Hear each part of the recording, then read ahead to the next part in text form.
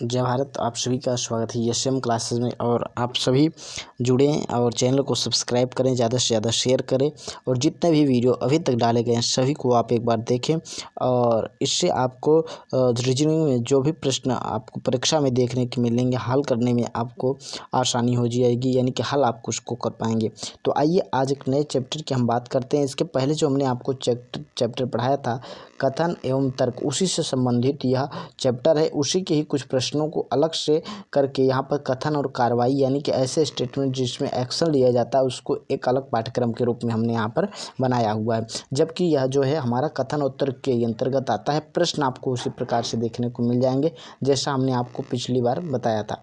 तो इसमें भी वही ऑप्शन हमको देखने को मिलते हैं, यानी कि अगर हमारा केवल तर्क ए सही है तो उसके एक तर्क सही है तो उसके लिए ए, दो तर्क सही है तो बी, दोनों या अगर दोनों में से कोई एक सही है तो उसके लिए सी, और डी वाला हम एक या दोनों में से कोई नहीं सही तब लगाएंगे, और ई वाला जब दोनों सही होता है इसको हम कार्यवाही, वहाँ पर हम कथन और तर्क देखते थे, यहाँ कार्यवाही लिख के आता है। ठीक है, कार्यवाही का मतलब है कि कोई सरकार एक्शन लेती है, प्राइवेट कंपनियाँ एक्शन लेती है या हम खुद उस कार्य पर कोई एक्शन लेते हैं तो जिसमें एक्शन को निर्धारित किया जाता है उसे कार्रवाई की जाती है और यही भी कथन और तर्क में ही आधारित होता है। तो एक अभी देखिए इसमें किस प्रकार से प्रश्न पूछे जाते हैं। अब जैसे यहाँ पर दिया है कि मानवता के प्रति उचित क्रियान्वयन हेतु भिखारियों को दान न दें, यानी कि अगर मानवता के प्रति हमको उचित कार्रवाई करना, क्रियान्वयन करना, उचित विकास करना तो हमें भिखारियों को दान नहीं देना चाहिए। तो इसके प्रति क्या कार्रवाई की, भिखारियों को दान देना अच्छा नहीं है, सभी लोगों को परिश्रम के लिए प्रेरित किया जाना चाहिए। तो यहाँ पर हमारा कौन सी कार्रवाई यानी कौन सा तर्क हमारा पर यहाँ पर ज़्यादा सही होगा, ज़्यादा मजबूत होगा, तो हम देख रहे हैं दो वाला। क्योंकि जब हम भिखारियों को दान देना कम करेंगे तो ये परिश्रम करेंगे। कुछ लोग क्या होते हैं इसका गलत फ़ायदा उठाते हैं, तो उसके लिए दान देना अच्छी बात है, दान देना चाहिए। लेकिन कुछ लोग इस चीज़ को जो गलत फ़ायदा उठाते हैं तो उनको हमको ध्यान में रखते हुए कि परिश्रम करने के लिए उनको प्रेरित करना चाहिए। तो हमारा दूसरा कथन मजबूत है। दूसरा कथन मजबूत है तो हमारा उत्तर जो है बी ऑप्शन हमारा सही हो गया। यहाँ से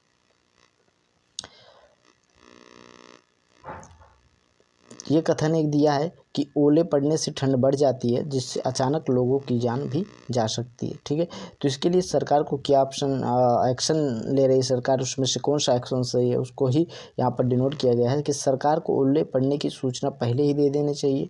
दूसरा, सरकार द्वारा लोगों को सर्दी में ऊनी वस्त्र आवंटित किए जाने चाहिए।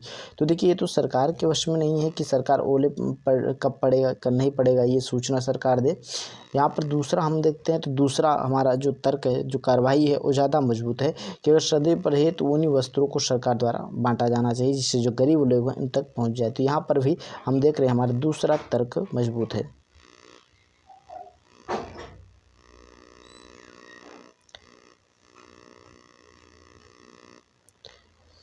इसको हम देखते हैं। सातवां प्रश्न हमारा है कि खेती की जुताई के बगैर अथवा बिना उन्नत तकनीकी के इस्तेमाल की फसल उत्पादन में वृद्धि नहीं हो पाती है।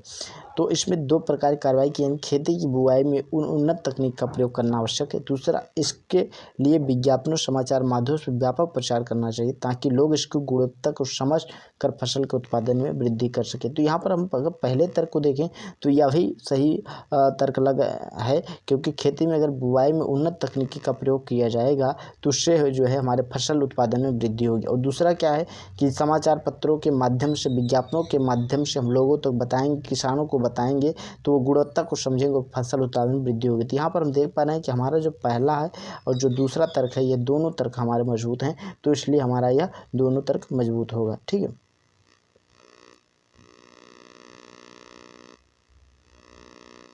तो इसी प्रकार से परीक्षा में प्रश्न पूछे जाते हैं, तर्क पर ही आधारित यह था। यहाँ पर बस एक्शन लिया जाता है किसी कार्य के प्रति, किसी कथन के प्रति, किसी काम में।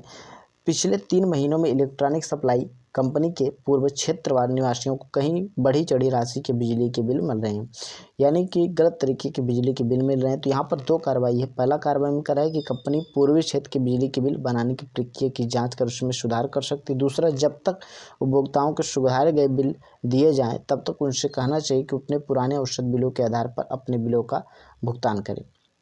ठीक है। तो इस हिसाब से यहाँ पर हम देख पा रहे हैं कि यहाँ पर दोनों ही कथन हमारे मजबूत लग रहे हैं, क्योंकि यहाँ पर कंपनी को पूर्वी क्षेत्र यानी कि कंपनी को पहले तो इसमें सुधार करना, बिल बनाने की प्रक्रिया की जांच करनी चाहिए, उसमें सुधार करना चाहिए, तो मजबूत है। और जब तक उपभोक्ताओं के सुधारे गए बिल दिए जाएँ, कहना चाहिए कि उनसे पुराने औसत बिलों के आधार पर अपने बिलों का भुगतान करें। तो ये तो अलग चीज़ हो गई। यहाँ पर हम देखेंगे तो यहाँ पर हम इस प्रकार से लगा सकते हैं कि देखिए इसमें कथन एक तो पूर्ण तरीके से मजबूत है, तो एक को ही हम ज़्यादा यहाँ पर जो है देंगे। और उसके बाद ये तो अलग बात कही जा रही है बिल चुकाने की, यहाँ पर हम पहला कथन ही हमारा मजबूत है। तो ठीक है, तो इस प्रकार से ही प्रश्न पूछे जाते हैं। आप सभी से आशा है कि ऐसे प्रश्नों को आप ध्यान दें और ऐसे प्रश्नों को बार बार अभ्यास करने से ही आप इन प्रश्नों को परीक्षा में कर पाएंगे। आशा करते हैं जो मैं बताने की कोशिश की हूँ आपको समझ में आया होगा और इसमें इससे ज़्यादा लॉजिक नहीं लग सकता है। धन्यवाद। जय हिंद, जय भारत।